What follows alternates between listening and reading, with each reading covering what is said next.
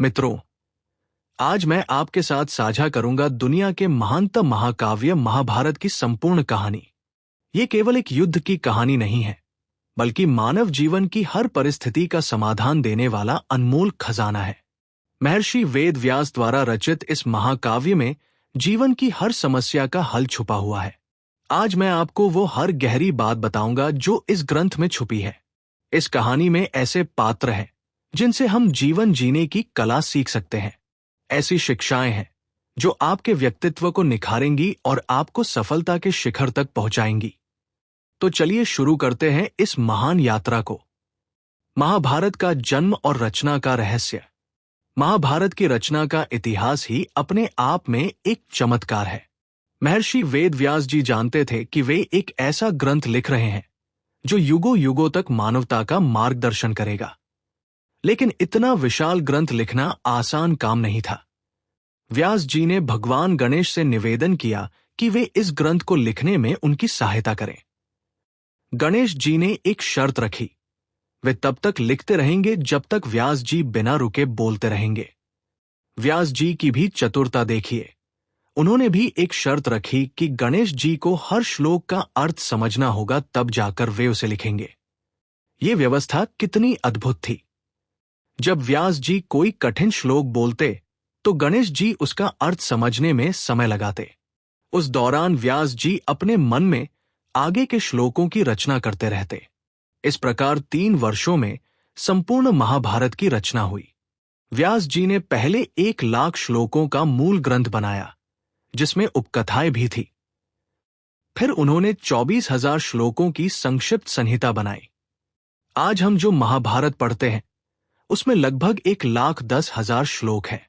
इस ग्रंथ की महानता का अंदाजा इसी बात से लगाया जा सकता है कि इसमें लिखा है, धर्मे चार्थे च कामे च मोक्षे च भर्तर्षभ, यदि हास्ति तदन्यत्र यन्य हास्ति न तत्क्वचित। अर्थात जो कुछ महाभारत में है वो संसार में कहीं और भी मिल सकता है, लेकिन जो यहां नहीं है वो संसार में कहीं नहीं मिलेगा। यही इस ग्रंथ की असीम महानता है। कुरुवंश की स्थापना और शांतनु का प्रेम। महाभारत की कहानी चंद्रवंश से शुरू होती है। प्राचीन काल में चंद्रमा से बुध का जन्म हुआ, बुध से पुरूरवा, पुरूरवा से आयु, आयु से नहुष और नहुष से ययाति का जन्म हुआ। ययाति के पुत्र पुरु हुए और पुरु के वंश में राजा भरत हुए। भरत के नाम पर ही हमारे देश का नाम भारत पड़ा। भरत के वंश में राजा कुरु हुए और कुरु के वंशज कुरुवंशी कहलाए। इसी वंश में राजा शांतनु का जन्म हुआ। शांतनु एक महान राजा थे, लेकिन उनके जीवन में प्रेम की एक अद्भुत कहानी है। एक दिन शांतनु गंगा नदी के तट पर घूम रहे थे। वहां उन्होंने एक अत्यंत सुंदर स्त्री को देखा। उसकी सुंदरता देखकर शांतनु मोहित हो गए। उन्होंने उससे विवाह का प्रस्ताव रखा। उस स्त्री ने कहा, राजन, मैं आपसे विवाह कर सकती हूं, लेकिन एक शर्त है। आप मुझसे कभी कोई प्रश्न नहीं करेंगे कि मैं क्या करती हूं या क्यों करती हूं। जिस दिन आपने कोई प्रश्न किया, उसी दिन मैं आपको छोड़कर चली जाऊंगी। प्रेम में अंधे शांतनु ने यह शर्त स्वीकार कर ली। उस स्त्री का नाम गंगा था, जो वास्तव में गंगा देवी थी। उन्होंने अपनी दिव्य शक्तियों को छुपाकर मानव रूप धारण किया था। शांतनु और गंगा का विवाह हुआ। वे बहुत खुशी से रहने लगे। गंगा ने एक के बाद एक 7 पुत्रों को जन्म दिया, लेकिन हर बार जन्म के तुरंत बाद वो उस बच्चे को नदी में बहा देती थी। शांतनु का हृदय रो रहा था, लेकिन वे अपनी प्रतिज्ञा के कारण कुछ नहीं कह सकते थे। जब 8वां पुत्र जन्मा और गंगा उसे भी नदी में बहाने लगी, तो शांतनु से रहा नहीं गया। उन्होंने कहा, रुको, तुम ऐसा क्यों कर रही हो? ये मेरे पुत्र हैं। गंगा ने कहा, राजन, आपने अपनी प्रतिज्ञा भंग कर दी। अब मुझे जाना होगा, लेकिन पहले मैं आपको सच्चाई बताती हूं। मैं गंगा देवी हूं। ये 8 बच्चे अष्टवसु थे, जिन्हें ऋषि वशिष्ठ का श्राप मिला था कि वे पृथ्वी पर मनुष्य रूप में जन्म लेंगे। मैंने उन्हें इस श्राप से मुक्ति दिलाई। ये 8वां बच्चा भीष्म नाम से प्रसिद्ध होगा और महान वीर बनेगा। इतना कहकर गंगा उस बच्चे को लेकर चली गई। शांतनु अकेले रह गए। भीष्म की भीषण प्रतिज्ञा। वर्षों बाद एक दिन शांतनु फिर गंगा तट पर गए। वहां उन्होंने देखा कि एक युवक अपने बाणों से गंगा की धारा को रोक रहा है। यह युवक और कोई नहीं बल्कि उनका पुत्र भीष्म था। गंगा देवी ने भीष्म को सभी विद्याओं में निपुण बनाया था। गंगा ने भीष्म को शांतनु को सौंपते हुए कहा, यह आपका पुत्र है। इसका नाम देवव्रत है। ये सभी शास्त्रों और अस्त्र शस्त्रों में निपुण है। इतना कहकर गंगा वहां से चली गई। शांतनु अपने पुत्र को पाकर बहुत खुश हुए। भीष्म भी अपने पिता की सेवा में लग गए। कुछ वर्ष इसी प्रकार बीते। एक दिन शांतनु फिर नदी किनारे गए तो वहां उन्हें एक मनमोहक सुगंध आई। सुगंध का पीछा करते हुए वे एक सुंदर युवती के पास पहुंचे। उसका नाम सत्यवती था। वह एक मछुआरे की बेटी थी, लेकिन उसकी सुंदरता अपार थी। शांतनु ने सत्यवती के पिता से उसके हाथ मांगे। सत्यवती का पिता बोला, राजन, मैं अपनी बेटी का विवाह आपसे करने को तैयार हूं, लेकिन एक शर्त है। सत्यवती से जन्मा पुत्र ही हस्तिनापुर का राजा बनेगा। शांतनु को बहुत दुख हुआ। वे भीष्म को राजा बनाना चाहते थे। वे मन मारकर वापस लौट आए। भीष्म ने अपने पिता की दुखी अवस्था देखी तो पूछा। जब उन्हें सब पता चला तो वे तुरंत सत्यवती के पिता के पास गए। भीष्म ने कहा, मैं प्रतिज्ञा करता हूं कि मैं कभी राज सिंहासन पर नहीं बैठूंगा। सत्यवती का पुत्र ही राजा बनेगा। सत्यवती का पिता बोला, लेकिन तुम्हारे पुत्र तो राजा बनने का दावा कर सकते हैं। तब भीष्म ने और भी कठोर प्रतिज्ञा की, मैं आजीवन ब्रह्मचारी रहूंगा। मैं कभी विवाह नहीं करूंगा। मेरी कोई संतान नहीं होगी। इस भीषण प्रतिज्ञा को सुनकर आकाश से फूल बरसने लगे। तभी से देवव्रत भीष्म नाम से प्रसिद्ध हुए। शांतनु ने प्रसन्न होकर भीष्म को इच्छा मृत्यु का वरदान दिया। शांतनु और सत्यवती का विवाह हुआ। सत्यवती के 2 पुत्र हुए, चित्रांगद और विचित्रवीर्य। चित्रांगद युवावस्था में ही मारे गए। विचित्रवीर्य राजा बने, लेकिन वे भी यक्ष्मा रोग से मर गए। अब कुरुवंश के आगे बढ़ने का कोई रास्ता नहीं था। तब सत्यवती ने अपने पुत्र व्यास को बुलाया। व्यास सत्यवती के विवाह से पहले जन्मे पुत्र थे। सत्यवती ने व्यास से कहा कि वे नियोग प्रथा के अनुसार विचित्रवीर्य की पत्नियों से संतान उत्पन्न करें। व्यास की काली और भयानक मूर्ति देखकर अंबिका ने आंखें बंद कर ली। इसलिए उनका पुत्र धृतराष्ट्र जन्म से अंधा था। अंबालिका डर से पीली पड़ गई, इसलिए उनका पुत्र पांडु पीले रंग का था। एक दासी से भी व्यास की संतान हुई, जो विदुर कहलाया। धृतराष्ट्र और पांडु का जन्म। धृतराष्ट्र जन्म से अंधे थे, इसलिए पांडु को राजा बनाया गया। पांडु बहुत वीर और न्यायप्रिय राजा थे। उन्होंने कई राज्यों को जीता और हस्तिनापुर का विस्तार किया। पांडु के 2 विवाह हुए, कुंती और माद्री से। कुंती प्रियव्रता की पुत्री थी, जो यदुवंशी थी। माद्री मद्र देश की राजकुमारी थी। एक दिन पांडु शिकार खेलने गए। वहां उन्होंने देखा कि 2 हिरण संभोग में व्यस्त है।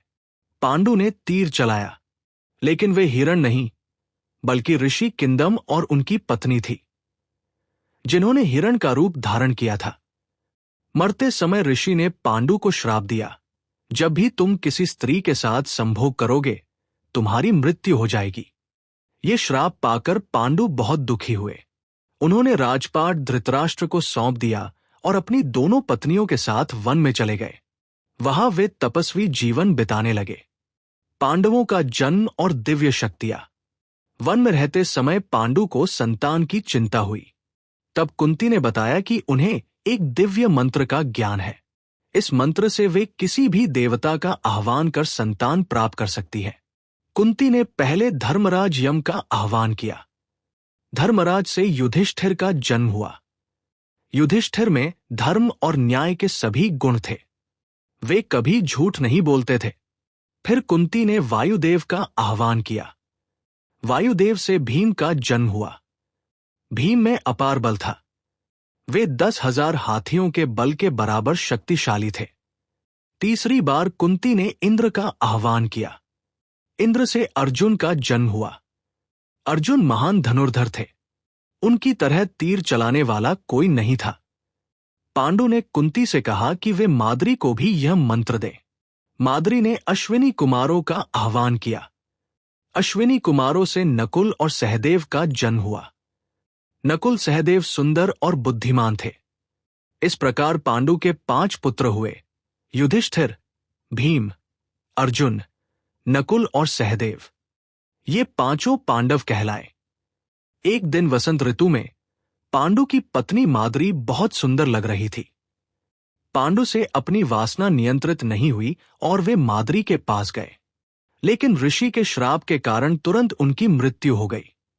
माद्री को बहुत पछतावा हुआ। उन्होंने सती होने का निर्णय लिया। कुंती ने माद्री से कहा कि वे नकुल सहदेव की देखभाल करेंगी। माद्री पांडु के साथ चिता में जल गई। अब कुंती अकेली 5 पुत्रों की मां बन गई। वे पांडवों को लेकर हस्तिनापुर वापस आ गई। कौरवों का जन्म और दुर्योधन का जलन। उधर हस्तिनापुर में धृतराष्ट्र का विवाह गांधार की राजकुमारी गांधारी से हुआ था। गांधारी ने जब सुना कि उसका पति अंधा है, तो उसने भी आजीवन आंखों पर पट्टी बांधने की प्रतिज्ञा की। गांधारी लंबे समय तक गर्भवती रही। 2 साल बाद उसे 1 मास का पिंड पैदा हुआ। गांधारी बहुत दुखी हुई और उसने उस पिंड को फेंक देने का सोचा। तभी व्यास जी वहां आए। व्यास जी ने उस मांस पिंड को 100 टुकड़ों में बांटा और प्रत्येक टुकड़े को घी के कलश में रखा। कुछ समय बाद इन कलशों से 100 पुत्र और एक पुत्री का जन्म हुआ। ये 100 पुत्र कौरव कहलाए। सबसे बड़ा पुत्र दुर्योधन था। दुर्योधन के जन्म के समय भयानक अपशकुन हुए।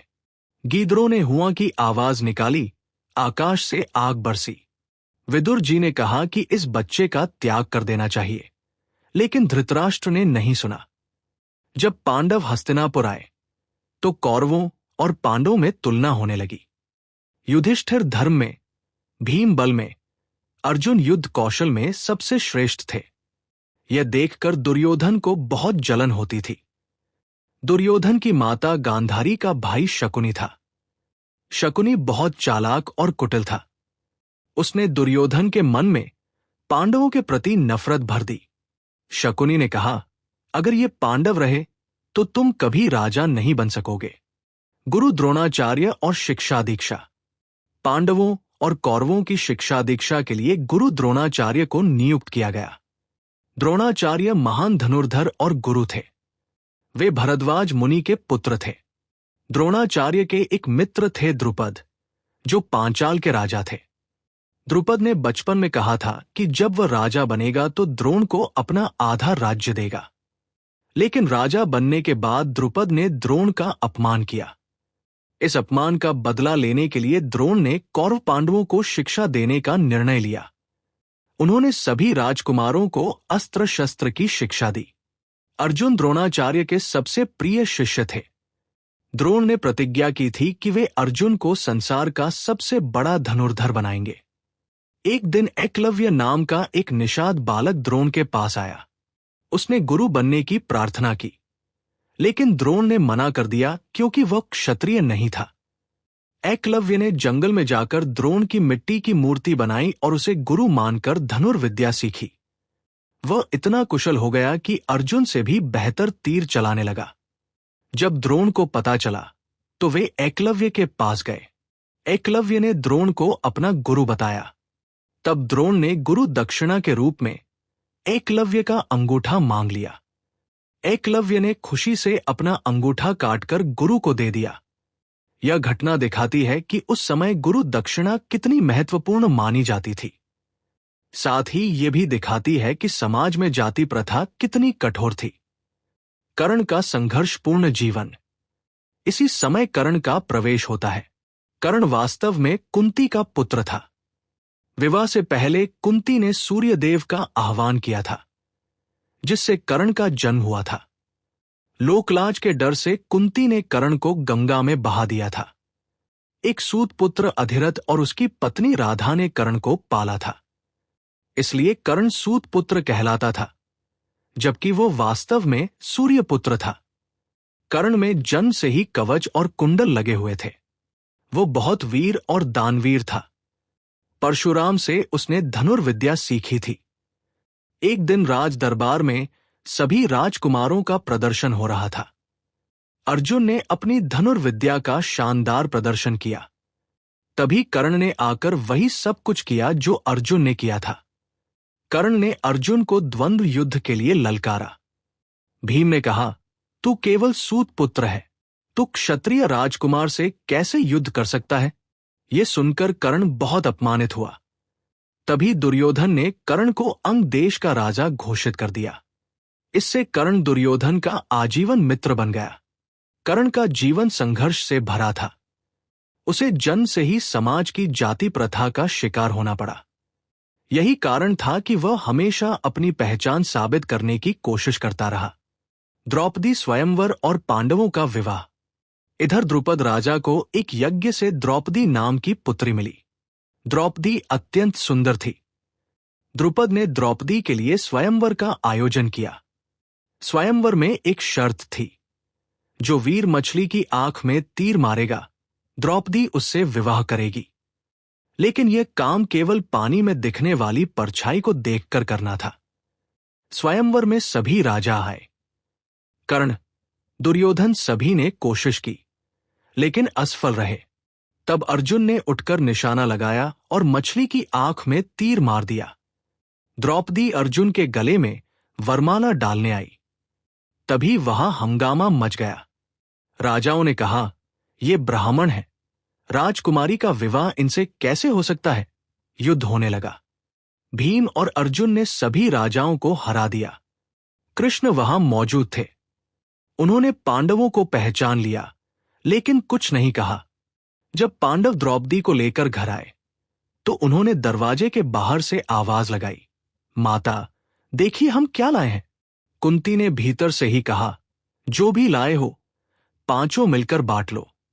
जब कुंती ने देखा कि वे द्रौपदी को लाए हैं, तो वे चिंता में पड़ गई। माता का वचन झूठा नहीं हो सकता था, इसलिए द्रौपदी का विवाह पांचों पांडवों से हुआ। यह विवाह उस समय की परिस्थितियों के अनुसार था। व्यास जी ने समझाया कि द्रौपदी पूर्व जन्म में इंद्र से 5 बार पति मांगा था, इसलिए उसे 5 पति मिले। इंद्रप्रस्थ की स्थापना और युधिष्ठिर का राजतिलक। द्रौपदी के विवाह के बाद दुर्योधन बहुत जलन करने लगा। उसे डर था कि अब पांडवों की शक्ति और बढ़ जाएगी। धृतराष्ट्र ने भीष्म और विदुर की सलाह पर राज्य को 2 हिस्सों में बांटने का निर्णय लिया। पांडवों को खांडप्रस्थ का हिस्सा दिया गया, जो बंजर और जंगली क्षेत्र था। लेकिन पांडवों ने हार नहीं मानी। उन्होंने कड़ी मेहनत से उस जंगल को साफ करके इंद्रप्रस्थ नाम की सुंदर नगरी बसाई। युधिष्ठिर इंद्रप्रस्थ के राजा बने, भीम सेनापति बने, अर्जुन युवराज बने, नकुल घोड़ों के और सहदेव गायों के अधिकारी बने। कृष्ण ने पांडवों से मित्रता की। इंद्रप्रस्थ धीरे धीरे बहुत समृद्ध होने लगा। पांडवों की न्याय और धर्म की नीति से प्रजा बहुत खुश थी। व्यापार बढ़ने लगा। चारों ओर खुशहाली छा गई। इस समृद्धि को देखकर दुर्योधन और जलने लगा। वह देखता था कि जो पांडव कल तक निर्वासित थे, वे आज उससे भी अधिक शक्तिशाली और समृद्ध हो रहे हैं। राजसूय यज्ञ और शिशुपाल वध। कुछ वर्ष बाद नारद मुनि ने युधिष्ठिर को राजसूय यज्ञ करने की सलाह दी। राजसूय यज्ञ केवल चक्रवर्ती सम्राट ही कर सकते थे। इसके लिए सभी राजाओं को अपनी अधीनता स्वीकार करनी पड़ती थी। युधिष्ठिर ने अपने भाइयों को चारों दिशाओं में भेजा। भीम ने पूर्व दिशा, अर्जुन ने उत्तर दिशा, नकुल ने पश्चिम दिशा और सहदेव ने दक्षिण दिशा को जीता। सभी राजाओं ने युधिष्ठिर की अधीनता स्वीकार की। राजसूय यज्ञ में सभी राजा आए। कृष्ण भी आए। यज्ञ में सबसे पहले किसकी पूजा हो, इस पर विवाह हुआ। भीष्म ने कहा कि कृष्ण की पूजा पहले होनी चाहिए, क्योंकि वे सबसे महान हैं। चेदी नरेश शिशुपाल ये सुनकर बहुत गुस्सा हुआ। शिशुपाल कृष्ण का चचेरा भाई था, लेकिन उससे बैर रखता था। शिशुपाल ने कृष्ण को बहुत भला बुरा कहा। कृष्ण ने धैर्य रखा। उन्होंने अपनी मौसी से वादा किया था कि वे शिशुपाल के 100 अपराध माफ करेंगे। जब शिशुपाल ने 100 अपराध पूरे कर लिए, तब कृष्ण ने अपने सुदर्शन चक्र से शिशुपाल का वध कर दिया। राजसूय यज्ञ सफलतापूर्वक संपन्न हुआ। युधिष्ठिर चक्रवर्ती सम्राट घोषित हुए, लेकिन दुर्योधन इस सब को देखकर और भी जलने लगा। मायासभा और दुर्योधन का अपमान। यज्ञ के बाद राक्षसराज मय ने अपनी कृतज्ञता स्वरूप पांडवों के लिए एक मायासभा बनाई। यह सभा इतनी अद्भुत थी कि जल स्थल लगता था और स्थल जल लगता था। दुर्योधन भी इस सभा को देखने आया। वो सभा की माया में फंस गया। जहां पानी नहीं था, वहां पानी समझकर वो धोती उठाकर चलने लगा। जहां पानी था, वहां जमीन समझकर वो गिर पड़ा। द्रौपदी और उसकी सखिया ये देखकर हंसने लगी। द्रौपदी ने कहा, अंधे का पुत्र अंधा होता है। ये सुनकर दुर्योधन को बहुत अपमान लगा। वो प्रतिशोध की आग में जलने लगा। दुर्योधन हस्तिनापुर वापस गया और अपने मामा शकुनी से सारा हाल कहा। शकुनी ने कहा, भतीजे, अब समय आ गया है पांडवों को नीचा दिखाने का। मैं एक उपाय जानता हूं। द्यूत क्रीड़ा और पांडवों की हार। शकुनी ने एक चाल चली। उसने कहा कि युधिष्ठिर को जुआ खेलने के लिए आमंत्रित किया जाए। युधिष्ठिर जुआ खेलना जानते थे, लेकिन वे इसमें कुशल नहीं थे। शकुनी बहुत चालाक जुआरी था। धृतराष्ट्र ने युधिष्ठिर को जुए का न्योता भेजा। भीम और अर्जुन ने मना किया, लेकिन युधिष्ठिर ने कहा कि राजा का निमंत्रण मना नहीं किया जा सकता। जुए का खेल शुरू हुआ। पहले छोटी छोटी चीजें दांव पर लगी। युधिष्ठिर हारते गए, फिर धन संपत्ति, फिर राज्य, फिर भाई, फिर खुद को दांव पर लगाया। सब कुछ हार गए। अंत में शकुनी ने कहा, एक दांव और लगाओ। द्रौपदी को दांव पर लगाओ। अगर जीत गए तो सब कुछ वापस मिल जाएगा। युधिष्ठिर ने द्रौपदी को भी दांव पर लगा दिया और हार गए। अब पांडव सब कुछ हार चुके थे। दुर्योधन ने दुशासन को कहा कि वह द्रौपदी को सभा में ले आए। दुशासन द्रौपदी के पास गया। द्रौपदी ने कहा कि वह रजस वाला है और सभा में नहीं आ सकती, लेकिन दुशासन ने जबरदस्ती द्रौपदी के बाल पकड़कर उसे सभा में घसीटा। सभा में द्रौपदी ने प्रश्न उठाया, युधिष्ठिर ने पहले खुद को दांव पर लगाया या मुझे? अगर उन्होंने पहले खुद को लगाया तो वे गुलाम हो गए। गुलाम की पत्नी को कैसे दांव पर लगा सकते हैं? ये प्रश्न बहुत गहरा था। सभा में सन्नाटा छा गया। कोई इसका जवाब नहीं दे सका। द्रौपदी चीरहरण और कृष्ण की सहायता। तब दुर्योधन ने क्रोध में कहा, अब द्रौपदी हमारी दासी है। दुशासन, इसके कपड़े उतार दो। ये सुनकर सभा में हाहाकार मच गया। दुशासन द्रौपदी के कपड़े खींचने लगा। द्रौपदी ने सभा में उपस्थित सभी महानुभावों से सहायता की गुहार लगाई, लेकिन कोई आगे नहीं आया। अंत में द्रौपदी ने कृष्ण को पुकारा, हे द्वारकाधीश, हे गोविंद, मेरी रक्षा करो। तभी चमत्कार हुआ। जितना कपड़ा दुशासन खींचता, उतना ही नया कपड़ा आता जाता। आखिर थककर दुशासन ने हार मान ली। ये चमत्कार देखकर सभी समझ गए कि कोई दिव्य शक्ति द्रौपदी की रक्षा कर रही है। भीष्म, द्रोण, विदुर सभी लज्जित हो गए कि वे द्रौपदी की रक्षा नहीं कर सके। द्रौपदी ने प्रतिज्ञा की, मैं तब तक अपने बाल नहीं बांधूंगी जब तक भीम दुशासन का वध करके उसके खून से मेरे बालों को नहीं धोएगा। भीम ने भी प्रतिज्ञा की, मैं दुशासन की छाती चीरकर उसका खून पीऊंगा और दुर्योधन की जांघ तोड़कर रख दूंगा। अर्जुन ने कहा, मैं सभी कौरवों का वध करूंगा। धृतराष्ट्र का पछतावा और पांडवों की मुक्ति। इन भयानक प्रतिज्ञाओं को सुनकर धृतराष्ट्र डर गए। उन्हें एहसास हुआ कि उन्होंने बहुत बड़ी गलती की है। वे जानते थे कि पांडव अपनी प्रतिज्ञा पूरी करने में सक्षम हैं। गांधारी ने भी धृतराष्ट्र को समझाया कि द्रौपदी का अपमान करके उन्होंने कुरुवंश का विनाश निकट ला दिया है। पूरे राज्य में अपशकुन होने लगे।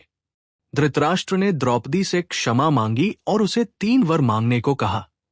द्रौपदी ने केवल 2 वर मांगे। एक ये कि युधिष्ठिर को स्वतंत्रता मिले, दूसरा ये कि सभी पांडवों को अपने अस्त्र शस्त्र के साथ मुक्ति मिले। जब धृतराष्ट्र ने तीसरा वर पूछा तो द्रौपदी ने कहा कि क्षत्रिय स्त्री 2 से अधिक वर नहीं मांगती। तीसरा वर तो उसके पति अपनी वीरता से प्राप्त करेंगे। धृतराष्ट्र ने पांडवों को उनका सब कुछ वापस कर दिया, लेकिन दुर्योधन और शकुनी ये बर्दाश्त नहीं कर सके। द्वितीय द्यूत और 13 वर्ष का वनवास। शकुनी ने धृतराष्ट्र को समझाया कि अगर पांडव वापस गए तो वे युद्ध की तैयारी करेंगे। उसने सुझाया कि एक और जुआ खेला जाए। इस बार शर्त यह थी कि जो हारेगा वो 12 साल वनवास में और 1 साल अज्ञातवास में बिताएगा।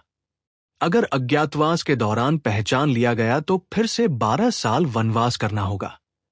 युधिष्ठिर को फिर से जुए का न्योता आया। भीम ने बहुत मना किया, लेकिन युधिष्ठिर नहीं माने। वे फिर हार गए। इस प्रकार पांडवों को 13 साल का वनवास मिला। द्रौपदी सहित सभी पांडव वन की ओर चल पड़े। रास्ते में हजारों नागरिक और ब्राह्मण उनके साथ चलने लगे। युधिष्ठिर ने सबसे कहा कि वे वापस जाएं। अपनी प्रजा का कष्ट देखकर युधिष्ठिर का हृदय द्रवित हो गया। वनवास के दौरान पांडवों के अनुभव। वनवास के दौरान पांडवों ने कई महान ऋषि मुनियों के दर्शन किए। उन्होंने धर्म, अर्थ, काम, मोक्ष के बारे में गहरी शिक्षा प्राप्त की। एक बार द्रौपदी ने युधिष्ठिर से कहा कि वे बहुत सीधे हैं। उन्होंने कहा कि कभी कभी क्रोध और बल का प्रयोग भी जरूरी होता है, लेकिन युधिष्ठिर ने धैर्य और धर्म की महत्ता समझाई। भीम को बहुत गुस्सा आता था। वे कहते थे कि हमें वापस जाकर युद्ध करना चाहिए, लेकिन युधिष्ठिर और अर्जुन उन्हें समझाते थे। अर्जुन ने वनवास के दौरान कई दिव्यास्त्रों की प्राप्ति की। वे शिव, इंद्र और अन्य देवताओं से मिले। उन्होंने पाशुपतास्त्र और अन्य अस्त्र प्राप्त किए। जटायु से भीम की भेंट। वन में रहते समय एक दिन हनुमान जी भीम से मिले। हनुमान जी भीम के भाई थे क्योंकि दोनों वायुपुत्र थे। हनुमान जी ने भीम को वीरता और धैर्य की शिक्षा दी। हनुमान जी ने कहा कि बल का प्रयोग केवल धर्म की रक्षा के लिए करना चाहिए। उन्होंने भीम को बताया कि राम काल में उन्होंने कैसे श्रीराम की सेवा की थी। भीम को अपने बल पर बहुत घमंड था, लेकिन जब उन्होंने हनुमान जी की पूंछ हिलाने की कोशिश की और नहीं हिला सके तो उनका अहंकार चूर हो गया।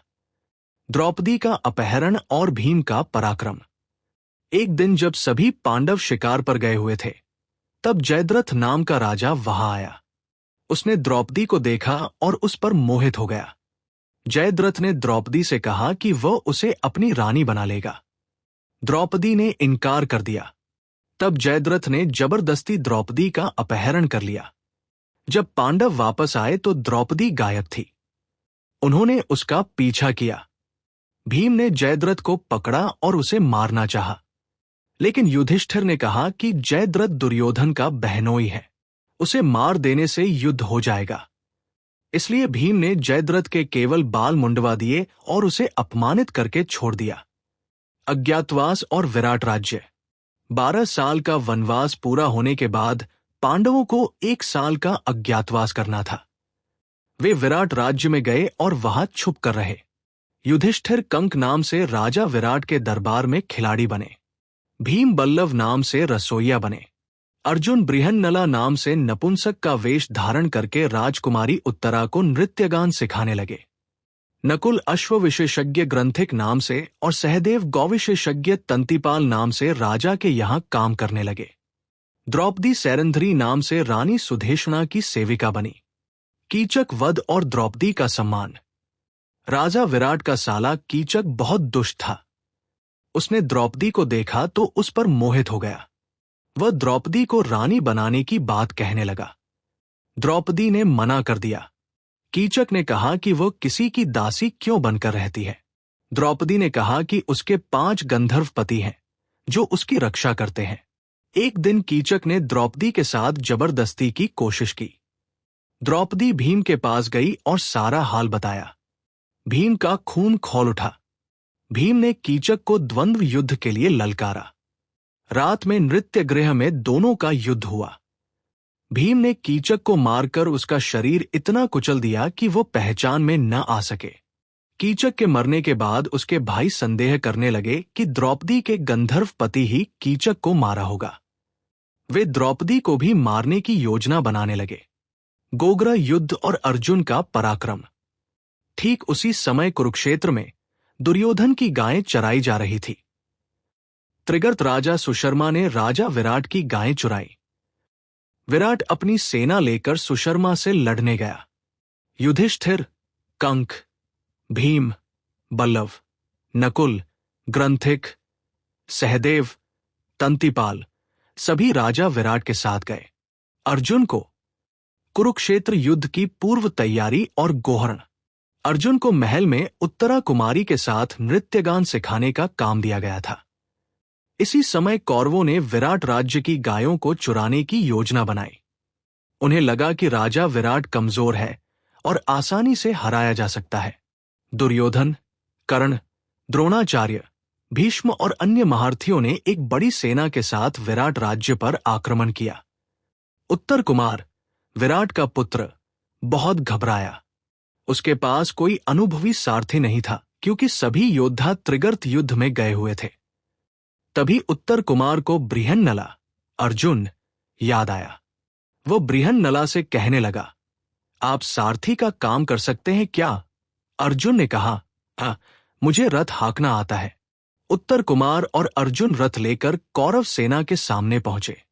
जब उत्तर ने कौरवों की विशाल सेना देखी तो उसके होश उड़ गए। वो युद्ध से भागने लगा। तब अर्जुन ने अपना असली रूप प्रकट किया। उन्होंने कहा, मैं अर्जुन हूं। डरो मत, मैं इन सबको हराकर दिखाऊंगा।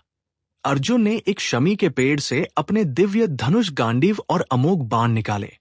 अर्जुन का अकेले कौरव सेना से युद्ध। अर्जुन ने अकेले ही पूरी कौरव सेना से युद्ध किया। उन्होंने अपने बाणों की वर्षा से कौरवों को बुरी तरह हराया।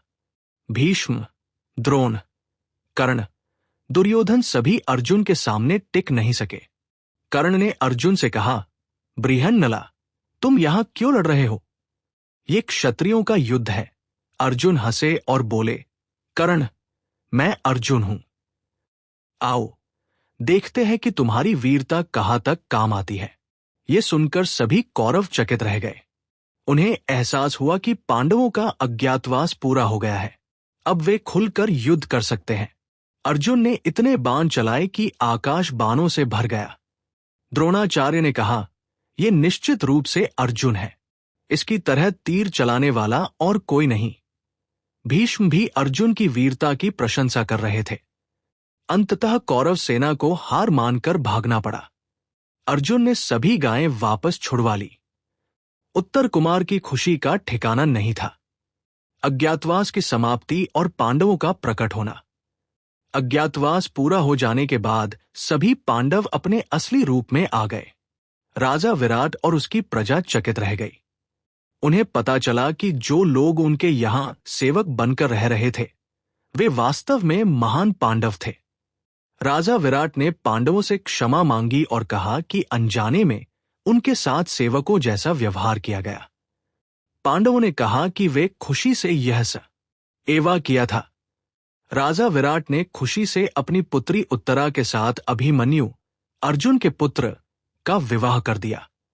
शांति दूत कृष्ण और असफल शांति प्रयास। 13 साल का वनवास पूरा होने के बाद पांडवों ने अपना राज्य वापस मांगा, लेकिन दुर्योधन ने साफ इनकार कर दिया। उसने कहा, मैं पांडवों को सुई की नोक के बराबर भी जमीन नहीं दूंगा। युधिष्ठिर युद्ध नहीं चाहते थे। उन्होंने कृष्ण से निवेदन किया कि वे शांति दूत बनकर हस्तिनापुर जाएं और समझौते की कोशिश करें। कृष्ण ने यह जिम्मेदारी स्वीकार की। कृष्ण हस्तिनापुर गए। उन्होंने कौरव सभा में बहुत विनम्रता से समझाया, दुर्योधन, युद्ध से किसी का भला नहीं होगा। पांडवों को केवल 5 गांव दे दो, वे खुशी से वही रह जाएंगे।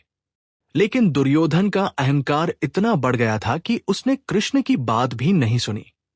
उसने कृष्ण को बंदी बनाने की कोशिश भी की। तब कृष्ण ने अपना विराट रूप दिखाया। सभा में सभी लोग चकित रह गए। भीष्म, द्रोण, विदुर सभी ने दुर्योधन को समझाने की बहुत कोशिश की। गांधारी ने भी कहा कि युद्ध से कुरुवंश का विनाश हो जाएगा। धृतराष्ट्र भी मन ही मन जानते थे कि दुर्योधन गलत कर रहा है, लेकिन अंधे प्रेम के कारण वे दुर्योधन को रोक नहीं सके। कृष्ण खाली हाथ वापस लौटे। अब युद्ध अवश्यंभावी था। सेना संग्रह और दो पक्षों का गठन। युद्ध की घोषणा के बाद दोनों पक्षों ने सेना एकत्र करना शुरू किया। पूरे भारतवर्ष के राजाओं को दो गुटों में बंटना पड़ा, या तो कौरवों के साथ या पांडवों के साथ। कृष्ण ने अर्जुन और दुर्योधन दोनों को अपने पास बुलाया। उन्होंने कहा, मैं तुम दोनों को विकल्प देता हूं। एक तरफ मेरी नारायणी सेना है, दूसरी तरफ मैं अकेला हूं, लेकिन मैं युद्ध नहीं करूंगा। तुम चुन लो। दुर्योधन ने झट से कृष्ण की नारायणी सेना मांग ली। अर्जुन ने कहा, मुझे केवल आप चाहिए, आप मेरे सारथी बनिए। कृष्ण खुश हुए और बोले, यही तो मैं चाहता था। कौरवों की तरफ से लड़ने वाले महान योद्धा थे भीष्म पितामह, सेनापति, गुरु द्रोणाचार्य, कृपाचार्य, अश्वत्थामा, कर्ण, शल्य, जयद्रथ, सोमदत्त, भूरिश्रवा, भगदत्त। पांडवों की तरफ से लड़ने वाले महान योद्धा थे धृष्टद्युम्न, सेनापति, द्रुपद, विराट, सात्यकी, उत्तमौजा, युधामन्यु, शिखंडी, घटोत्कच, अभिमन्यु। कौरवों के पास 11 अक्षौहिणी सेना थी, जबकि पांडवों के पास 7 अक्षौहिणी सेना थी। एक अक्षौहिणी में 21,870 रथ, 21,870 हाथी, 65,610 घोड़े और 1,09,350 पैदल सैनिक होते थे। कुरुक्षेत्र, युद्ध स्थल का चुनाव। युद्ध के लिए स्थान चुनना एक महत्वपूर्ण निर्णय था। कृष्ण ने कुरुक्षेत्र को चुना। इसके पीछे गहरे कारण थे। कहा जाता है कि कृष्ण ने अपने दूतों को अलग अलग स्थानों पर भेजकर युद्ध के लिए उपयुक्त स्थान की तलाश करवाई। एक दूत जब कुरुक्षेत्र से वापस आया तो वह बहुत दुखी था।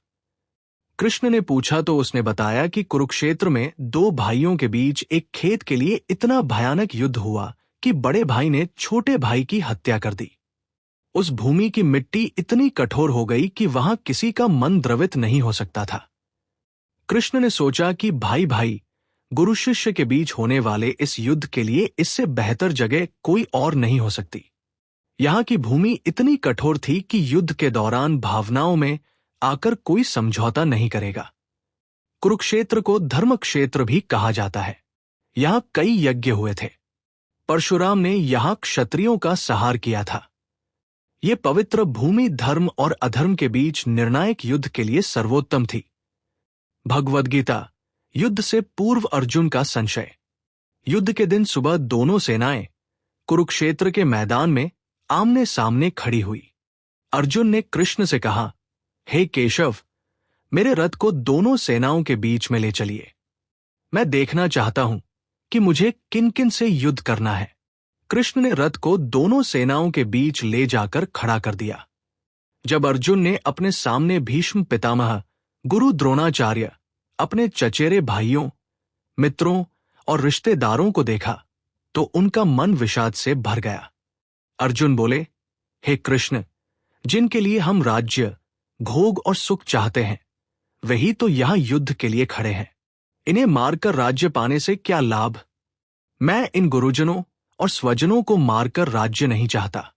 ये कहकर अर्जुन ने अपना धनुष बाण रख दिया और रथ में बैठ गए। उनके हाथ कांप रहे थे, मुंह सूख रहा था। तब कृष्ण ने अर्जुन को गीता का अमरत्व ज्ञान दिया। उन्होंने कहा, हे अर्जुन, ये समय विषाद का नहीं है। तुम क्षत्रिय हो, तुम्हारा धर्म युद्ध करना है। जो शरीर दिखाई दे रहा है वो नश्वर है, लेकिन आत्मा अमर है। आत्मा न तो मारी जा सकती है और न ही मरती है। कृष्ण ने कर्म योग, ज्ञान योग, भक्ति योग की शिक्षा दी। उन्होंने कहा, कर्मण्यवाधिकारस्ते मां फलेषु कदाचन। तुम्हारा अधिकार केवल कर्म पर है, खल पर नहीं। अंत में कृष्ण ने अपना विराट स्वरूप दिखाया। अर्जुन ने देखा कि सारा ब्रह्मांड कृष्ण के शरीर में समाया हुआ है। उन्होंने समझ लिया कि कृष्ण स्वयं परमात्मा है। गीता का ज्ञान पाकर अर्जुन का मन दृढ़ हो गया। उन्होंने कहा, हे कृष्ण, आपकी कृपा से मेरा मोह दूर हो गया। अब मैं युद्ध करूंगा। युद्ध के नियम और व्यूह रचना। युद्ध शुरू होने से पहले दोनों पक्षों ने कुछ नियम तय किए। एक, युद्ध केवल सूर्योदय से सूर्यास्त तक होगा। 2, जो योद्धा युद्ध छोड़कर भाग जाए उस पर आक्रमण नहीं किया जाएगा। 3, निहत्थे पर आक्रमण नहीं किया जाएगा। 4, सारथी पर आक्रमण नहीं किया जाएगा। 5, समान स्तर के योद्धा ही आपस में लड़ेंगे। इन नियमों के तहत युद्ध की शुरुआत हुई। पहले दिन भीष्म पितामह की तरफ से शंख फूंका गया। फिर कृष्ण ने 5 जन्य शंख बजाया। अर्जुन ने देवदत्त शंख बजाया। इस प्रकार युद्ध का श्रीगणेश हुआ। दोनों तरफ से व्यूह रचना की गई। कौरवों ने गरुड़ व्यूह रचा तो पांडवों ने अर्धचंद्र व्यूह रचा। युद्ध का पहला दिन शुरू हुआ। पहला दिन, भीष्म का पराक्रम। युद्ध के पहले दिन भीष्म पितामह ने अपनी वीरता का परिचय दिया। उन्होंने अकेले ही पांडव सेना में भयानक सहार मचाया। हजारों सैनिक मारे गए। पांडव सेना में हाहाकार मच गया। भीष्म की मार से बचने के लिए पांडव सेना बिखरने लगी। अर्जुन ने भीष्म पर आक्रमण किया, लेकिन वे अपने पितामह पर पूरी शक्ति से वार नहीं कर सके। कृष्ण ने देखा कि अर्जुन भावनाओं में बह रहे हैं। वे रथ से कूदे और सुदर्शन चक्र लेकर भीष्म की तरफ दौड़े। भीष्म ने हाथ जोड़कर कहा, आइए प्रभु, मैं धन्य हो जाऊंगा। अर्जुन ने कृष्ण को रोका और कहा, आपने वचन दिया था कि आप अस्त्र नहीं उठाएंगे। मैं ठीक से लड़ूंगा। कृष्ण वापस सारथी की जगह पर आ गए। पहले दिन कौरवों की जीत हुई। भीष्म के सामने कोई टिक नहीं सका। पांडव सेना के हजारों सैनिक मारे गए। दूसरा दिन, धृष्टद्युम्न की रणनीति। दूसरे दिन धृष्टद्युम्न ने पांडव सेना की अलग रणनीति बनाई। उन्होंने भीष्म को घेरने की योजना बनाई। अर्जुन, भीम, सात्यकी सभी ने मिलकर भीष्म पर आक्रमण किया, लेकिन भीष्म ने फिर भी अपनी वीरता दिखाई। उन्होंने द्रोणाचार्य और दुर्योधन के साथ मिलकर पांडव सेना में तबाही मचाई। द्रुपद के कई पुत्र मारे गए। अर्जुन ने भीष्म से कहा, पितामह, आप इतनी निर्दयता से क्यों लड़ रहे हैं? भीष्म ने कहा, पुत्र, मैं धर्म के लिए लड़ रहा हूं। मैं कौरवों का अन्न खाता हूं, इसलिए उनके लिए प्राण देना मेरा कर्तव्य है। दूसरे दिन भी कौरवों की जीत हुई। पांडव बहुत चिंतित हो गए। तीसरा दिन, अभिमन्यु का पराक्रम। तीसरे दिन युधिष्ठिर ने कहा, अगर ऐसे ही चलता रहा तो हमारी पूरी सेना समाप्त हो जाएगी। हमें कुछ और करना होगा। इस दिन अभिमन्यु, अर्जुन का पुत्र, ने अपनी वीरता दिखाई। मात्र 16 साल के इस वीर ने कौरव सेना में भारी नुकसान किया। उन्होंने कई महारथियों को हराया। भीष्म ने अभिमन्यु की प्रशंसा करते हुए कहा, यह बालक अपने पिता से भी बढ़कर है। इसमें अर्जुन की वीरता और कृष्ण की बुद्धि दोनों है। लेकिन अभिमन्यु भी भीष्म के सामने टिक नहीं सके। तीसरे दिन भी कौरवों की जीत हुई। चौथा दिन, भीम का क्रोध। चौथे दिन भीम का गुस्सा 7वें आसमान पर था। उन्होंने गदा लेकर कौरव सेना पर हमला बोला। भीम की गदा से जो भी टकराता वो चूर चूर हो जाता था। दुर्योधन के 8 भाई भीम के सामने आए। भीम ने एक दिन में ही उन 8 को मार दिया। यह देखकर दुर्योधन का मन टूट गया। वह भीष्म के पास गया और बोला, पितामह, अगर ऐसे ही चलता रहा तो मेरे सभी भाई मर जाएंगे। भीष्म ने कहा, पुत्र, मैं अपनी पूरी शक्ति से लड़ रहा हूं। लेकिन पांडव भी कम वीर नहीं हैं। विशेषकर भीम का बल देखकर मैं भी चकित हूं। चौथे दिन पांडवों को थोड़ी सफलता मिली, लेकिन फिर भी स्थिति कौरवों के पक्ष में ही थी। 5वां दिन, सात्यकी का पराक्रम। 5वें दिन सात्यकी ने अपनी तलवार से कमाल दिखाया। वे यादव वंशी थे और कृष्ण के खास मित्र थे। उनकी तलवारबाजी देखकर कृष्ण भी प्रसन्न हुए। सात्यकी ने कई कौरव योद्धाओं को हराया, लेकिन जब वे भीष्म के सामने गए तो भीष्म ने उन्हें भी पीछे हटने पर मजबूर कर दिया। इस दिन एक रोचक घटना हुई। भीष्म और अर्जुन के बीच भयानक युद्ध हुआ। दोनों के बाण आकाश में टकराकर आग के गोले बन रहे थे। यह देखकर सभी देवता भी आकाश में देखने आ गए। छठा दिन, द्रोणाचार्य का कमाल। छठे दिन गुरु द्रोणाचार्य ने अपना पराक्रम दिखाया। उन्होंने ब्रह्मास्त्र का प्रयोग किया। इस अस्त्र की मार से पांडव सेना में भगदड़ मच गई। हजारों सैनिक एक साथ मारे गए। अर्जुन ने भी ब्रह्मास्त्र का प्रयोग किया। दोनों ब्रह्मास्त्र आकाश में टकराए। इससे भयानक विस्फोट हुआ। कृष्ण ने कहा, अगर ये दोनों अस्त्र धरती पर गिरे तो पूरी सृष्टि नष्ट हो जाएगी। व्यास जी के कहने पर दोनों योद्धाओं ने अपने अस्त्र वापस ले लिए। सातवां दिन, युधिष्ठिर की रणनीति। सातवें दिन युधिष्ठिर ने एक नई रणनीति बनाई। उन्होंने सोचा कि अगर भीष्म को हटाना है तो कोई ऐसा उपाय करना होगा जिससे वे अस्त्र न उठा सके। कृष्ण ने सुझाव दिया कि शिखंडी को भीष्म के सामने करना चाहिए। शिखंडी पूर्व जन्म में अंबा थी, जिसके कारण भीष्म अस्त्र नहीं उठाएंगे। लेकिन यह योजना अभी भी क्रियान्वित नहीं हुई। सातवें दिन भी भीष्म का पराक्रम जारी रहा, लेकिन जब दुर्योधन के कई भाई मारे गए तो कर्ण से रहा नहीं गया। वो युद्ध क्षेत्र में आया और पांडवों पर टूट पड़ा। कर्ण और अर्जुन के बीच भयानक युद्ध हुआ। दोनों ने एक दूसरे पर कई दिव्यास्त्रों का प्रयोग किया। अंततः अर्जुन ने कर्ण को पीछे हटने पर मजबूर कर दिया। नौवां दिन, भीष्म का अंतिम प्रहार। नौवें दिन भीष्म ने जान लिया कि अब उनका अंत समय आ गया है। उन्होंने अपनी पूरी शक्ति लगाकर पांडव सेना पर अंतिम हमला किया। इस दिन भीष्म ने इतना सहार मचाया कि पांडव सेना के बचे खुचे सैनिक भी भागने लगे। युधिष्ठिर बहुत परेशान हो गए। रात में पांडवों ने सलाह की कि अब क्या करना चाहिए। कृष्ण ने कहा, कल हमें शिखंडी को भीष्म के सामने करना होगा। यही एकमात्र उपाय है। युधिष्ठिर ने रात में भीष्म के पास जाकर पूछा, पितामह, आप ही बताइए कि आपको कैसे हराया जा सकता है।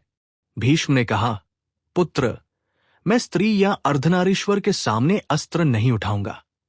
शिखंडी को मेरे सामने करो। 10वां दिन, भीष्म पितामह का पतन। 10वें दिन निर्णायक युद्ध हुआ। अर्जुन ने शिखंडी को अपने रथ पर बिठाया और भीष्म के सामने ले गया। भीष्म ने शिखंडी को देखकर अपने अस्त्र रख दिए। अर्जुन ने शिखंडी की आड़ में भीष्म पर बाणों की वर्षा की। भीष्म का शरीर बाणों से भर गया, लेकिन वे गिरे नहीं। वे बाणों की शैया पर लेटे रहे। भीष्म के गिरते ही युद्ध क्षेत्र में सन्नाटा छा गया। दोनों तरफ के योद्धा रुक गए। सभी को एहसास हो गया कि एक युग का अंत हो गया है। भीष्म ने कहा, मैं उत्तरायण की प्रतीक्षा करूंगा। तब तक मैं प्राण नहीं त्यागूंगा। दुर्योधन और पांडव सभी भीष्म के पास आए। सभी की आंखों में आंसू थे। भीष्म ने अर्जुन से कहा, पुत्र, मेरे सिर के नीचे तकिया रख दो। अर्जुन ने 3 बाण मारकर भीष्म के सिर के नीचे तकिया बनाया। भीष्म प्रसन्न हुए। भीष्म ने प्यास लगने पर अर्जुन से पानी मांगा। अर्जुन ने भूमि में तीर मारा और वहां से गंगाजल की धारा निकली। भीष्म की प्यास बुझी। द्रोणाचार्य की सेनापति नियुक्ति। भीष्म के गिरने के बाद कौरवों को नया सेनापति बनाना पड़ा। दुर्योधन ने गुरु द्रोणाचार्य को सेनापति बनाया। द्रोण ने कहा, मैं युधिष्ठिर को जीवित पकड़कर लाऊंगा। 11वें दिन से द्रोणाचार्य की सेनापति में युद्ध शुरू हुआ। द्रोण ने चक्रव्यूह की रचना की। ये एक ऐसा व्यू था जिसमें घुसना आसान लेकिन निकलना बहुत कठिन था।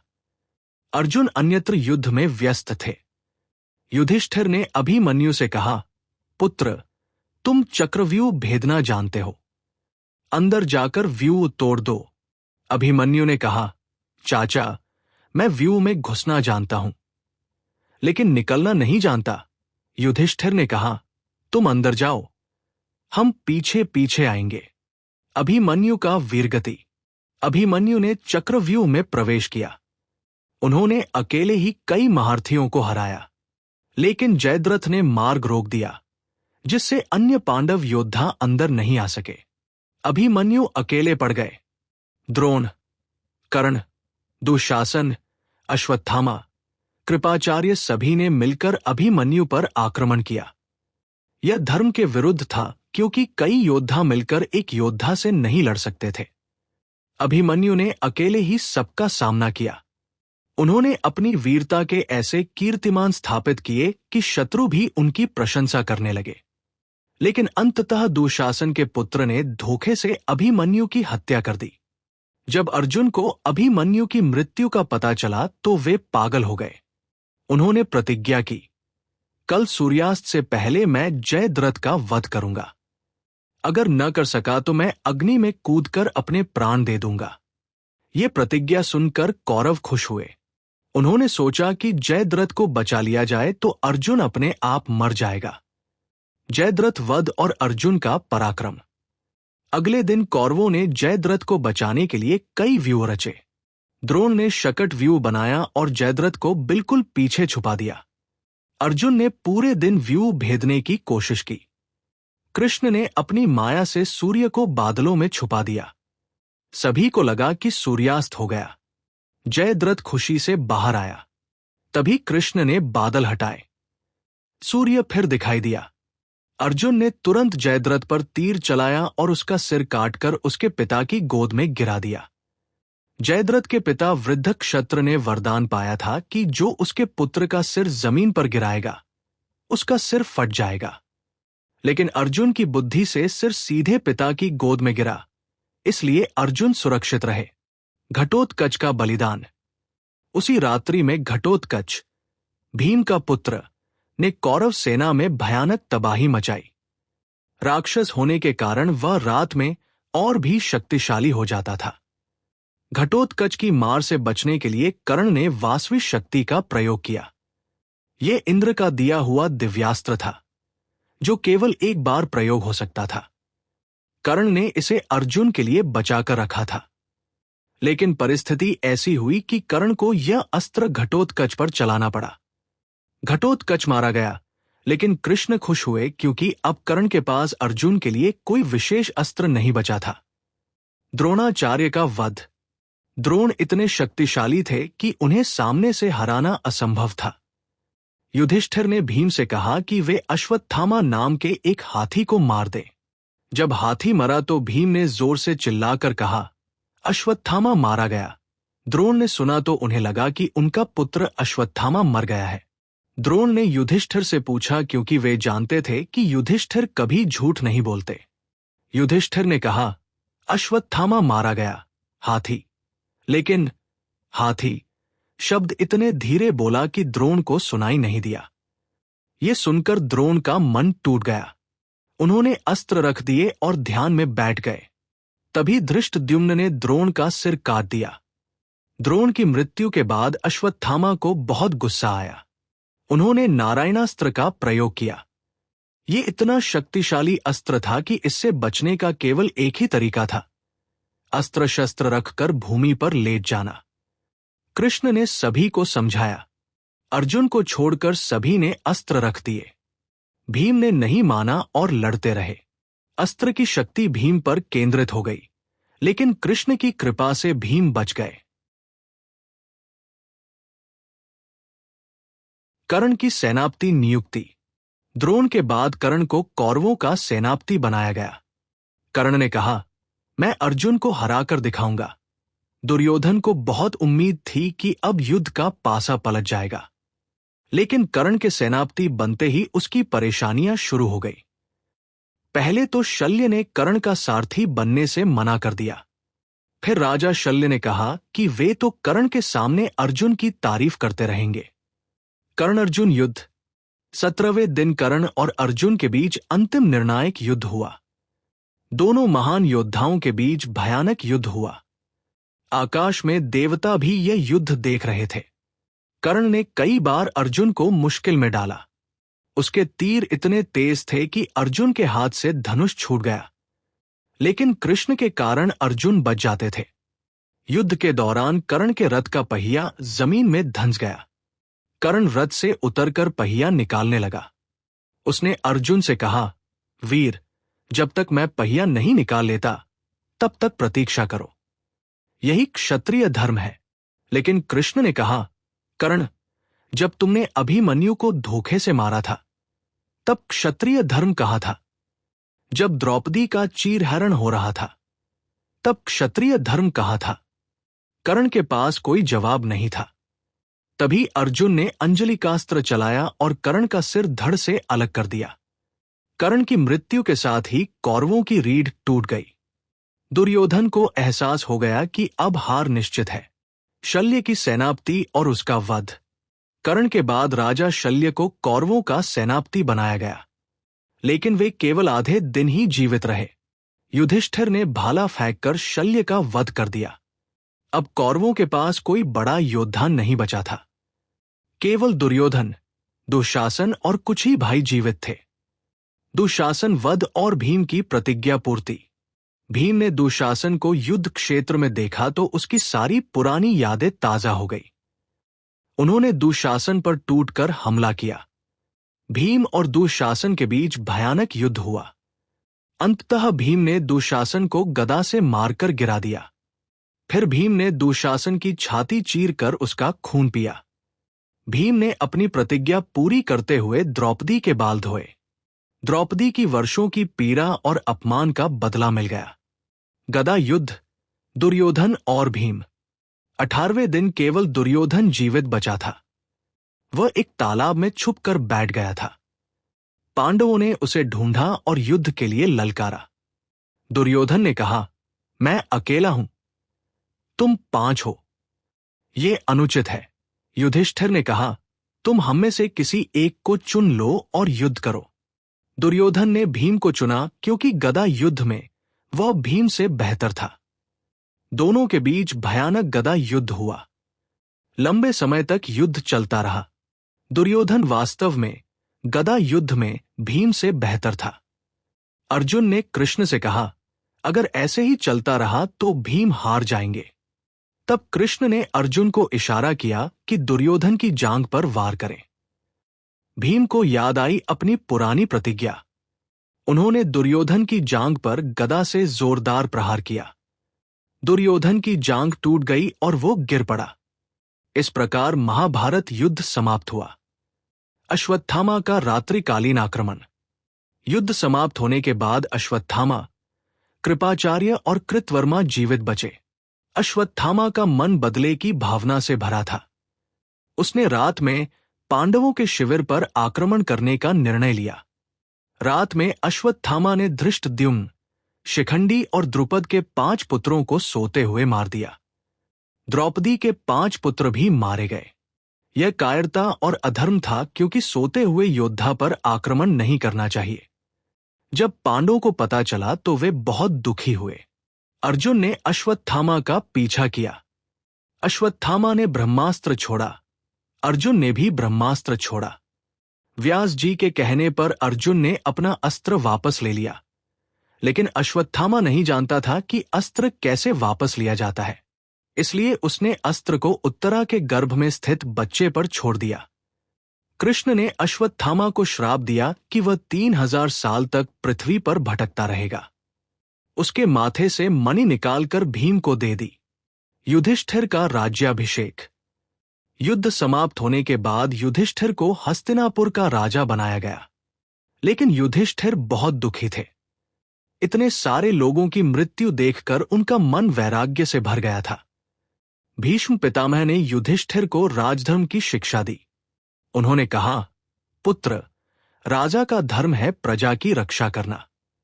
तुमने धर्म के लिए युद्ध किया है, इसलिए दुखी मत हो। उत्तरायण आने पर भीष्म ने देह त्याग दी। सभी ने उनका अंतिम संस्कार किया। गांधारी ने कृष्ण को श्राप दिया कि जिस प्रकार यादुवंश ने कौरवों का विनाश किया है, उसी प्रकार यादुवंश का भी विनाश होगा। कृष्ण ने ये श्राप स्वीकार कर लिया।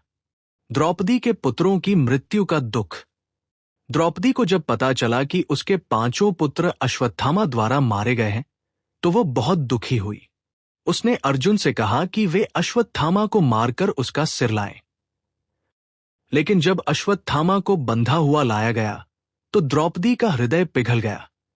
उसने कहा, इसे छोड़ दो, ये हमारे गुरु का पुत्र है, इसकी माता भी मेरी तरह पुत्र शोक में डूब जाएगी। यह देखकर सभी द्रौपदी के महान चरित्र की प्रशंसा करने लगे। द्रौपदी ने अपने दुख में भी दूसरों की माता के दुख का ख्याल रखा। परीक्षित का जन्म और कृष्ण की सुरक्षा। उत्तरा के गर्भ में स्थित बच्चा अश्वत्थामा के ब्रह्मास्त्र से मर गया था, लेकिन कृष्ण ने अपनी दिव्य शक्ति से उसे पुनर्जीवित कर दिया। इस बच्चे का नाम परीक्षित रखा गया। परीक्षित ही आगे चलकर कुरुवंश को बढ़ाने वाला था। इस प्रकार कृष्ण ने कुरुवंश की रक्षा की। अर्जुन की द्वारका यात्रा और कृष्ण की मृत्यु। कुछ वर्षों बाद कृष्ण का अंत समय आ गया। यादुवंश में आपसी लड़ाई शुरू हो गई। गांधारी के श्राप के कारण यादु योद्धा आपस में ही लड़कर मरने लगे। कृष्ण ने अर्जुन को बुलाकर कहा, मित्र, मेरा समय आ गया है। द्वारका की स्त्रियों और बच्चों को हस्तिनापुर ले जाओ। कृष्ण प्रभास क्षेत्र में ध्यान करने बैठे। एक शिकारी ने उन्हें हिरण समझकर तीर मार दिया। इस प्रकार कृष्ण ने देह त्याग दी। अर्जुन द्वारका से स्त्रियों को लेकर आ रहे थे। रास्ते में डाकुओं ने हमला किया। अर्जुन ने देखा कि उनकी शक्ति चली गई है, वे डाकुओं से नहीं जीत सके। तब उन्हें एहसास हुआ कि कृष्ण की शक्ति के कारण ही वे महान योद्धा थे। पांडवों का महाप्रस्थान। कृष्ण की मृत्यु के बाद पांडवों का मन संसार से उचट गया। उन्होंने परीक्षित को राजा बनाया और महाप्रस्थान के लिए निकले। द्रौपदी सहित सभी पांडव हिमालय की ओर चले। एक कुत्ता भी उनके साथ हो लिया। रास्ते में एक एक करके सभी की मृत्यु होने लगी। पहले द्रौपदी गिरी। युधिष्ठिर ने कहा, द्रौपदी पांचों पति में से अर्जुन से सबसे अधिक प्रेम करती थी। इसी पक्षपात के कारण इसकी मृत्यु हुई। फिर सहदेव गिरे। युधिष्ठिर ने कहा, सहदेव को अपनी बुद्धि पर अहंकार था। इसके बाद नकुल गिरे। नकुल को अपनी सुंदरता पर घमंड था। फिर अर्जुन गिरे। अर्जुन ने कहा था कि वह एक दिन में सारे कौरवों को मार देगा, लेकिन उसमें इतनी शक्ति नहीं थी। अंत में भीम गिरे। भीम को अपने बल का अहंकार था और वो बहुत खाता था। केवल युधिष्ठिर और कुत्ता बचे। इंद्र का रथ आया। इंद्र ने कहा, युधिष्ठिर, तुम रथ में बैठ जाओ, तुम्हें स्वर्ग ले चलता हूं। युधिष्ठिर ने कहा, इस कुत्ते को भी ले चलिए। इंद्र ने कहा, स्वर्ग में कुत्ते का प्रवेश नहीं है। युधिष्ठिर ने कहा, तो मैं भी नहीं आऊंगा। मैं अपने साथी को नहीं छोड़ सकता। ये सुनकर कुत्ता अपना असली रूप दिखाया। वो धर्मराज थे, युधिष्ठिर के पिता। धर्मराज ने कहा, पुत्र, मैं तुम्हारी परीक्षा ले रहा था। तुमने अंत समय में भी धर्म नहीं छोड़ा। तुम स्वर्गलोक के अधिकारी हो। स्वर्गलोक में पांडवों का मिलन। स्वर्गलोक पहुंचकर युधिष्ठिर ने देखा कि वहां दुर्योधन और कर्ण आदि बैठे हैं। उन्होंने पूछा, मेरे भाई कहां? इंद्र ने कहा, वे नरक में, क्योंकि उन्होंने युद्ध में कुछ अधर्म किया था। युधिष्ठिर ने कहा, तब मैं भी नरक में जाऊंगा। मैं अपने भाइयों के बिना स्वर्ग में नहीं रह सकता। युधिष्ठिर नरक गए तो देखा कि वहां भीम, अर्जुन, नकुल, सहदेव और द्रौपदी हैं। उन्होंने कहा, मैं यही रहूंगा। तब देवताओं ने कहा, युधिष्ठिर, ये भी एक परीक्षा थी। वास्तव में तुम्हारे भाई स्वर्ग में ही हैं। हमने तुम्हारे प्रेम की परीक्षा ली थी। इस प्रकार सभी पांडव स्वर्गलोक में मिल गए। महाभारत का संदेश और आधुनिक जीवन में प्रासंगिकता। मित्रों, ये था महाभारत की संपूर्ण कहानी। लेकिन ये केवल एक कहानी नहीं है, ये जीवन जीने की संपूर्ण कला है। महाभारत से हमें अनगिनत शिक्षाएं मिलती हैं, जो आज भी उतनी ही प्रासंगिक है। धर्म की शक्ति। युधिष्ठिर ने हमें सिखाया कि धर्म पर अडिग रहना ही सच्ची विजय है। आज के युग में भी जो व्यक्ति अपने सिद्धांतों पर दृढ़ रहता है, वो अंततः सफल होता है। कर्म का महत्व। गीता में कृष्ण ने जो निष्काम कर्म की शिक्षा दी, वो आज के प्रतिस्पर्धी युग में और भी महत्वपूर्ण है। जब आप परिणाम की चिंता छोड़कर काम करते हैं तो आपकी कार्य क्षमता बढ़ती है। मित्रता की मर्यादा। कृष्ण और अर्जुन की मित्रता दिखाती है कि सच्चे मित्र वे होते हैं जो मुश्किल समय में साथ खड़े होते हैं। आज के स्वार्थ के युग में ऐसी मित्रता दुर्लभ है। अहंकार का विनाश। दुर्योधन की कहानी सिखाती है कि अहंकार व्यक्ति का सबसे बड़ा शत्रु है। आज भी जो लोग सफलता के बाद अहंकारी हो जाते हैं उनका पतन निश्चित है। नारी का सम्मान। द्रौपदी के चरित्र से हमें नारी शक्ति और सम्मान की शिक्षा मिलती है। उन्होंने दिखाया कि नारी कभी भी पराजित नहीं होती, चाहे परिस्थितियां कितनी भी विपरीत हो। गुरु शिष्य परंपरा। द्रोणाचार्य और अर्जुन का रिश्ता दिखाता है कि सच्चा गुरु वह है जो शिष्य को सिर्फ विद्या ही नहीं, संस्कार भी देता है। न्याय की विजय। महाभारत का मूल संदेश यह है कि अंततः न्याय की ही विजय होती है। यतो धर्मस्ततो जय। जहां धर्म है वहां विजय है। व्यक्तित्व विकास में महाभारत का योगदान। महाभारत से हमें व्यक्तित्व विकास के लिए महत्वपूर्ण सिद्धांत मिलते हैं। आध्यात्मिक दर्शन के सिद्धांत। कर्म योग की शिक्षा। गीता में कृष्ण ने जो कर्म योग सिखाया वो आज के तनावपूर्ण जीवन का सबसे बड़ा समाधान है। जब आप परिणाम की चिंता छोड़कर काम करते हैं तो न केवल आपका काम बेहतर होता है बल्कि मानसिक शांति भी मिलती है।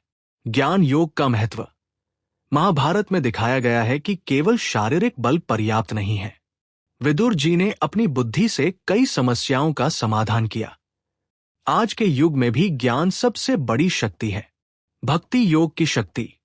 द्रौपदी ने संकट में कृष्ण को पुकारा और उनकी रक्षा हुई। यह दिखाता है कि सच्ची भक्ति हमेशा फल देती है। आज भी जो व्यक्ति ईश्वर पर भरोसा रखता है वो कभी असहाय नहीं होता। पारिवारिक जीवन की शिक्षाएं।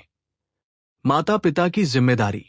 धृतराष्ट्र और गांधारी का उदाहरण दिखाता है कि अंधा प्रेम बच्चों को बिगाड़ देता है। आज के माता पिता को चाहिए कि वे बच्चों को प्रेम के साथ साथ अच्छे संस्कार भी दें। भाई बहन के रिश्ते। पांडवों के आपसी प्रेम से सीख मिलती है कि भाई बहन को हमेशा एक दूसरे का साथ देना चाहिए। आज के परिवारों में भी यह मूल्य अपनाना चाहिए। पति पत्नी के संबंध। द्रौपदी और पांडवों के रिश्ते में पारस्परिक सम्मान था। आज के कपल्स भी इससे सीख ले सकते हैं कि रिश्तों में रिस्पेक्ट सबसे महत्वपूर्ण है। व्यावसायिक जीवन के लिए मार्गदर्शन। नेतृत्व के गुण। युधिष्ठिर ने दिखाया कि सच्चा नेता वह है जो प्रजा का हित सोचता है। आज के लीडर्स भी इससे सीख सकते हैं। टीम वर्क की अहमियत। पांडवों की जीत व्यक्तिगत कौशल की नहीं बल्कि टीम वर्क की थी। आज की कॉर्पोरेट वर्ल्ड में भी यह सिद्धांत बहुत महत्वपूर्ण है। Crisis management. कुरुक्षेत्र युद्ध में कृष्ण ने दिखाया कि कैसे डिफिकल्ट सिचुएशंस को हैंडल करना चाहिए। आज के बिजनेस लीडर्स इससे बहुत कुछ सीख सकते हैं। समाज सुधार की दिशा। जाति प्रथा का विरोध। एकलव्य और कर्ण की कहानी दिखाती है कि जाति प्रथा कितनी हानिकारक है। आज भी हमें इस बुराई से लड़ना चाहिए। नारी सशक्तिकरण। द्रौपदी का चरित्र आज की महिलाओं के लिए प्रेरणादायक है। उन्होंने दिखाया कि महिला कभी भी हार नहीं मानती। न्याय की स्थापना। महाभारत का मुख्य संदेश यह है कि अधर्म कितना भी शक्तिशाली हो, अंततः धर्म की विजय होती है। आर्थिक जीवन के सिद्धांत। सादगी का महत्व। युधिष्ठिर ने राजा होकर भी सादा जीवन जिया। आज के युग में भी ये सिद्धांत बहुत महत्वपूर्ण है। दान की महिमा। कृष्ण और अर्जुन ने हमेशा जरूरतमंदों की मदद की। आज भी सक्सेसफुल लोगों को समाज के लिए कुछ करना चाहिए। ईमानदारी का फल। युधिष्ठिर की ईमानदारी की वजह से उन्हें अंततः जीत मिली। बिजनेस में भी ऑनेस्टी सबसे बड़ी पॉलिसी है। स्वास्थ्य और जीवन शैली। शारीरिक स्वास्थ्य। भीम का उदाहरण दिखाता है कि शारीरिक स्वास्थ्य कितना महत्वपूर्ण है। आज के लोगों को भी एक्सरसाइज और फिटनेस पर ध्यान देना चाहिए। मानसिक संतुलन। अर्जुन का विषाद और फिर कृष्ण द्वारा समाधान दिखाता है कि मानसिक स्वास्थ्य कितना जरूरी है। आज के स्ट्रेस के युग में यह और भी महत्वपूर्ण है। आज के युग में महाभारत की प्रासंगिकता के विशेष पहलू। टेक्नोलॉजी के युग में मानवीय मूल्य। आज के डिजिटल एज में भी महाभारत के मानवीय मूल्य उतने ही प्रासंगिक हैं, जैसे कृष्ण अर्जुन की मित्रता वर्चुअल वर्ल्ड में भी पॉसिबल है। ग्लोबल विलेज में धर्मा। आज की ग्लोबलाइज्ड दुनिया में भी धर्मा के सिद्धांत यूनिवर्सल हैं। हर कल्चर में ट्रूथ, जस्टिस, कंपैशन की अहमियत है। क्लाइमेट चेंज और धर्मा। आज के एनवायरनमेंट के संकट में भी महाभारत के सिद्धांत रेलेवेंट है। नेचर के साथ हार्मनी में रहना धर्मा का हिस्सा है। Mental health awareness. आज डिप्रेशन और एंजाइटी के युग में गीता की टीचिंग्स मेंटल हेल्थ के लिए बहुत फायदेमंद है। व्यक्तिगत विकास के सूत्र। सेल्फ अवेयरनेस की शक्ति। अर्जुन ने अपनी कमजोरियों को पहचाना और कृष्ण से मदद मांगी। यह आज भी जरूरी है। Emotional intelligence. युधिष्ठिर की इमोशनल मैच्योरिटी आज के लीडर्स के लिए एग्जाम्पल है। अडैप्टेबिलिटी। पांडवों ने हर सिचुएशन में खुद को अडैप्ट किया। ये क्वालिटी आज के चेंजिंग वर्ल्ड में बहुत जरूरी है। परसेवरेंस। 13 साल के कष्ट के बाद भी पांडवों ने हार नहीं मानी। यह एटीट्यूड लाइफ में सक्सेस के लिए जरूरी है। समसामयिक मुद्दों पर महाभारत का दृष्टिकोण। Gender equality. द्रौपदी का कैरेक्टर विमेन एम्पावरमेंट का सिंबल है। आज की फेमिनिज्म मूवमेंट में भी रेलेवेंट है। Social justice. एकलव्य और कर्ण की कहानी सोशल डिस्क्रिमिनेशन के खिलाफ आवाज उठाने की प्रेरणा देती है। Economic inequality. युधिष्ठिर के राज्य में सभी को न्याय मिलता था। यह आज की इनइक्वालिटी के लिए सल्यूशन देता है। करप्शन। शकुनी की कूटनीतियों का परिणाम विनाश था। यह आज के करप्शन के परिणामों को दिखाता है। महाभारत से मिलने वाले जीवन के प्रैक्टिकल टिप्स। डेली लाइफ में धर्मा। हर दिन छोटे छोटे निर्णयों में धर्मा को चूज करना, जैसे ट्रैफिक रूल्स फॉलो करना भी धर्मा है। रिलेशनशिप में बैलेंस। द्रौपदी ने 5 पतियों के साथ बैलेंस मेंटेन किया। आज भी रिलेशनशिप्स में बैलेंस जरूरी है। करियर में एथिक्स। कर्ण ने गलत लोगों का साथ दिया और नुकसान उठाया। करियर में भी एथिक्स इंपॉर्टेंट है। Stress management. गीता की टीचिंग स्ट्रेस को हैंडल करने का बेहतरीन तरीका है। फ्यूचर जेनरेशंस के लिए महाभारत का संदेश। Sustainable living. प्राकृतिक जीवन जीना और एनवायरनमेंट को नुकसान न पहुंचाना। Global citizenship. पूरी दुनिया को एक फैमिली की तरह देखना। वसुधैव कुटुंबकम। Technology with wisdom. टेक्नोलॉजी का यूज करना लेकिन विजडम को नहीं भूलना। Peace and harmony. युद्ध के विनाशकारी परिणामों को देखकर पीस की इंपॉर्टेंस समझना। अंतिम संदेश। जीवन में महाभारत को कैसे अपनाएं। मित्रों, महाभारत केवल एक कहानी नहीं है, ये जीवन जीने की संपूर्ण कला है। इसके हर पात्र, हर घटना, हर संवाद में गहरी शिक्षा छुपी है। आज से ही शुरुआत करें। महाभारत की शिक्षाओं को अपने दैनिक जीवन में उतारना शुरू करें। छोटी छोटी बातों से शुरुआत करें। परिवार में चर्चा करें। अपने बच्चों को महाभारत की कहानियां सुनाएं, लेकिन केवल कहानी नहीं, उनसे मिलने वाली शिक्षाएं भी बताएं। व्यावहारिक बनाएं। इन सिद्धांतों को थियोरेटिकल नहीं, प्रैक्टिकल बनाएं। रियल लाइफ सिचुएशंस में इन्हें अप्लाई करें। निरंतर अध्ययन। महाभारत इतना विशाल ग्रंथ है कि हर बार पढ़ने पर कुछ नया मिलता है। इसे बार बार पढ़ें। दूसरों को प्रेरित करें। जो ज्ञान आपको मिला है उसे दूसरों के साथ भी शेयर करें। यह महान ग्रंथ हमें सिखाता है कि लाइफ में चैलेंजेस आती रहेंगी, लेकिन अगर हमारे पास सही वैल्यूज और प्रिंसिपल्स हैं तो हम हर मुश्किल का सामना कर सकते हैं। याद रखिए, यतो धर्मस्ततो जय। जहां धर्म है वहां विजय है। यह सूत्र आज भी उतना ही सत्य है जितना 5000 साल पहले था। आपका जीवन भी एक महाभारत है। इसमें आप नायक हैं।